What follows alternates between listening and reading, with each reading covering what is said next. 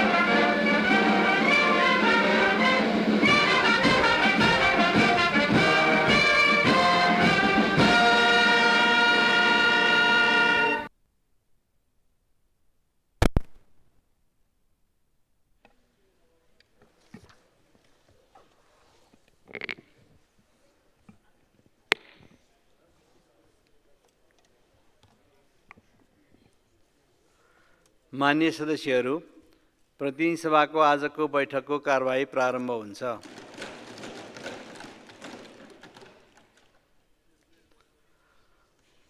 माननीय सदस्यहरू, यहाँहरूले आसन ग्रहण गरेपछि मैले दलीय आधारबाट माननीय सदस्यहरूले के कुरा राख्न खोज्नुभएछ म समय दिन्छु। त्यसैले माननीय सदस्यहरू आसन ग्रहण गर्नुहोस्।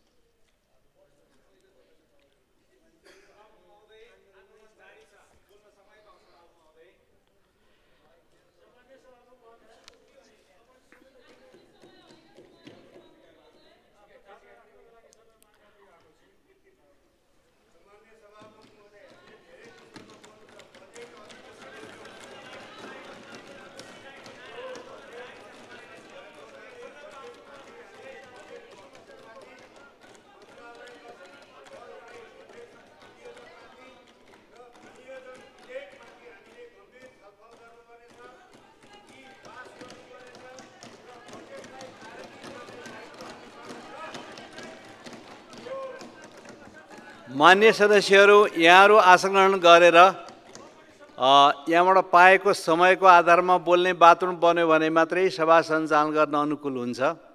त्यसले गर्दाखेरि सत्तापक्ष, प्रतिपक्ष, आकस्मिक समय, विशेष समय र निर्धारित सूचीका समय अन्तर्गत हामी बैठक सञ्चालन गर्ने वातावरण बनाउनुपर्छ।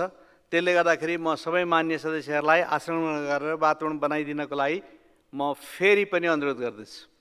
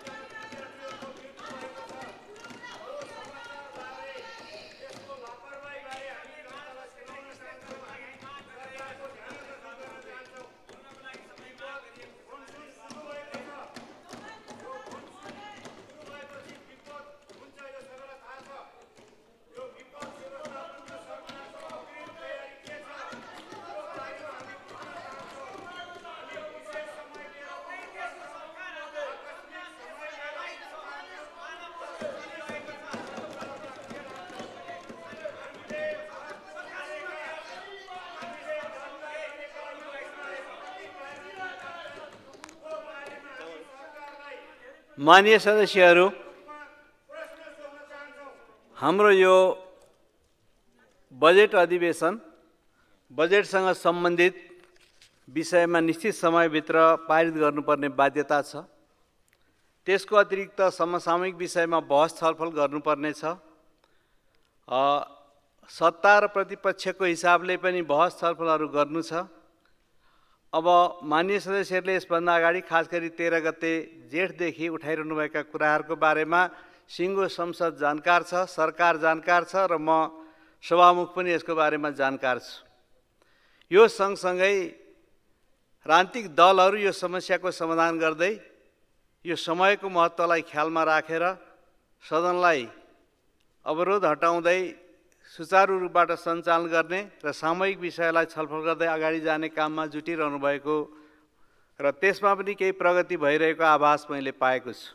त्यसकारणले माननीय सदस्यहरू यो कुराको गम्भीरतालाई ख्यालमा राख्दै आजको कार्यसूचीका सम्पूर्ण कार्यक्रमहरू सूचीबाट हटाइएको बेहोरा म जानकारी गराउँछु र माननीय सदस्यहरू प्रतिनिधि सभाको अर्को बैठक 2082 साल जेठ 26 गते सोमबार दिनको 2 बजे बस्ने गरी यो बैठक स्थगित हुन्छ।